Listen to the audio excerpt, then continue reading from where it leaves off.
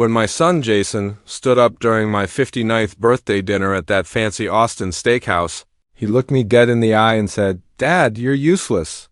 "I don't want anything from you anymore." The whole room froze. My friends, my family, everyone just stared.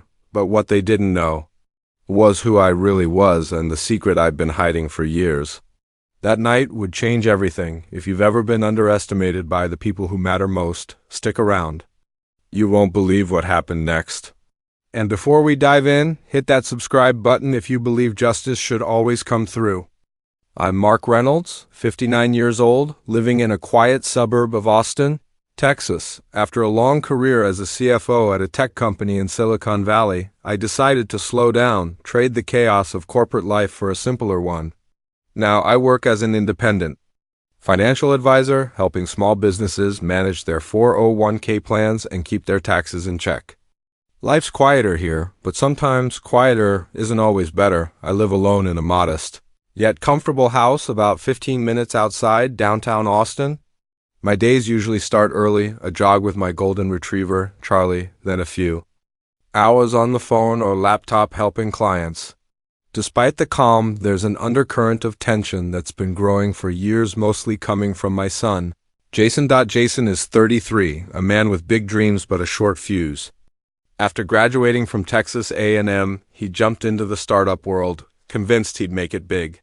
For years, I bankrolled his ventures, tuition, rent, seed, money, you name it. I never asked for much in return except respect.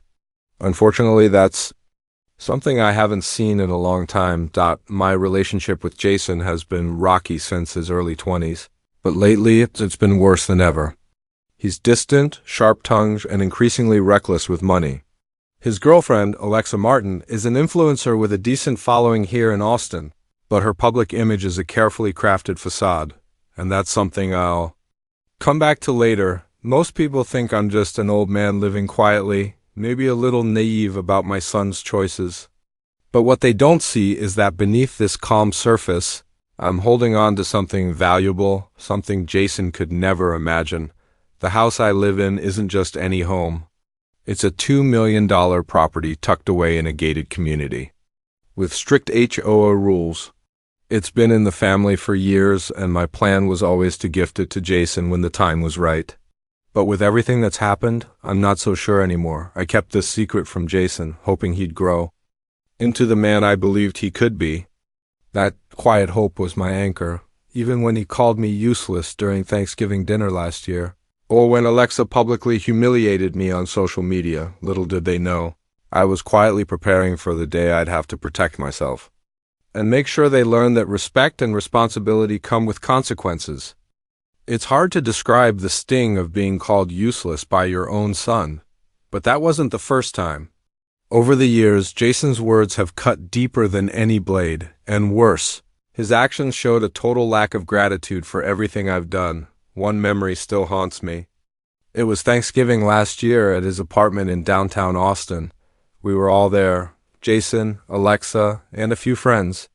Instead of a warm family dinner, I got a cold reception.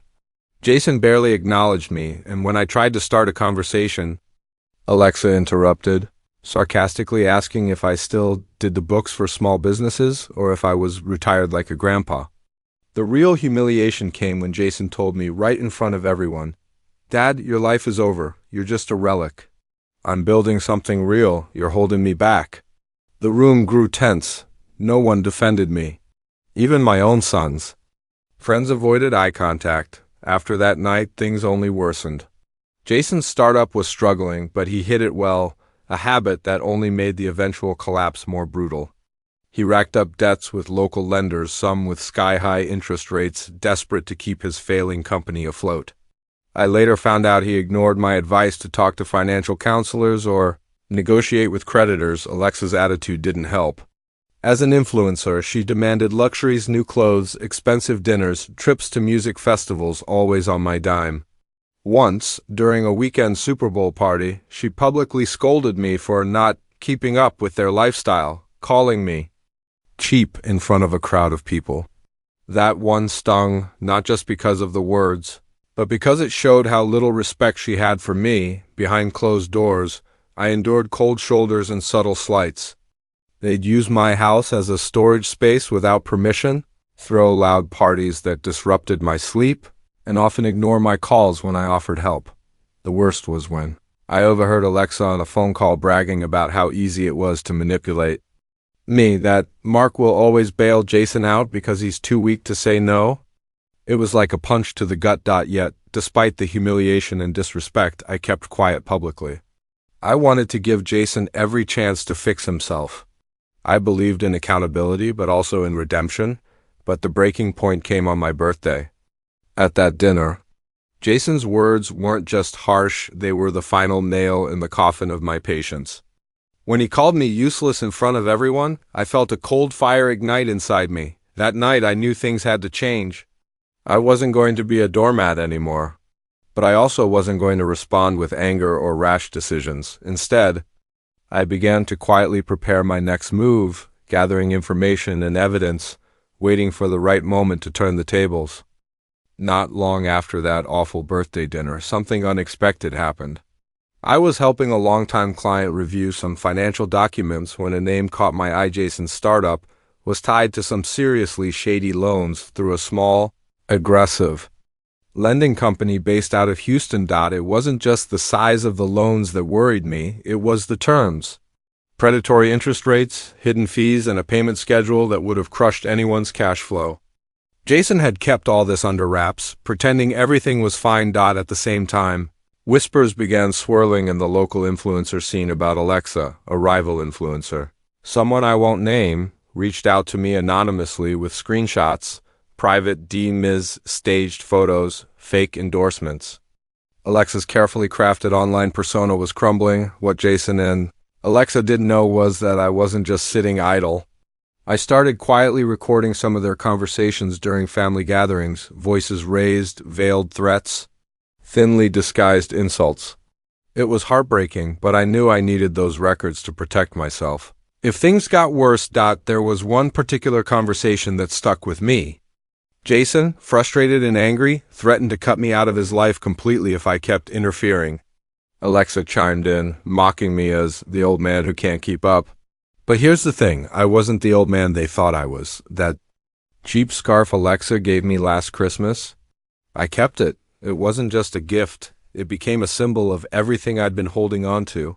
Quietly fueling the storm I was about to unleash, I began working with a trusted attorney here in Texas, who specialized in family and financial law.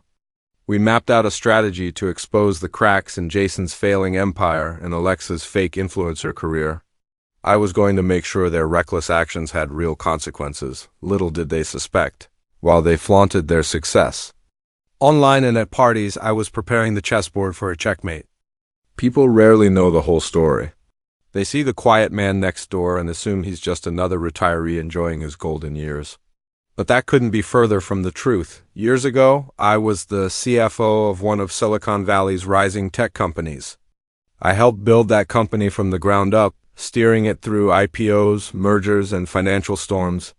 At my peak, I managed portfolios worth tens of millions of dollars. I was respected, even feared in some circles, but when my wife Emily passed away suddenly 5 years ago, everything changed. I left the high-stress corporate world behind, moved back to Texas, and focused on being a father and a simpler life.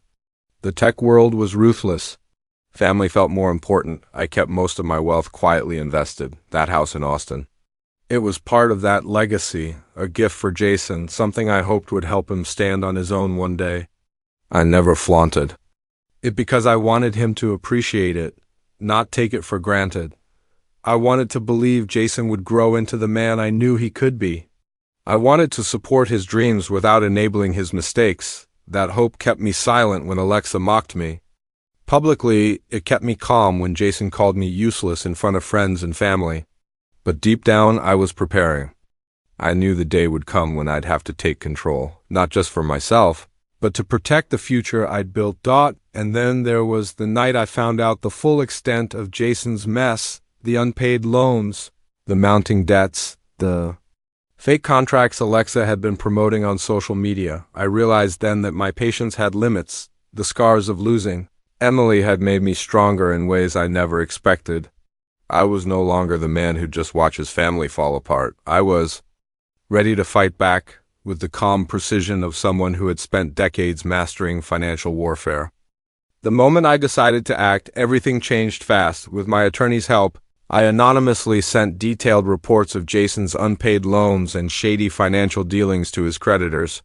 Suddenly, those easy payment extensions vanished. Collection agencies called relentlessly. His accounts were frozen and the investors started pulling out. Meanwhile, the screenshots and leaked messages about Alexa hit the influencer community like a storm.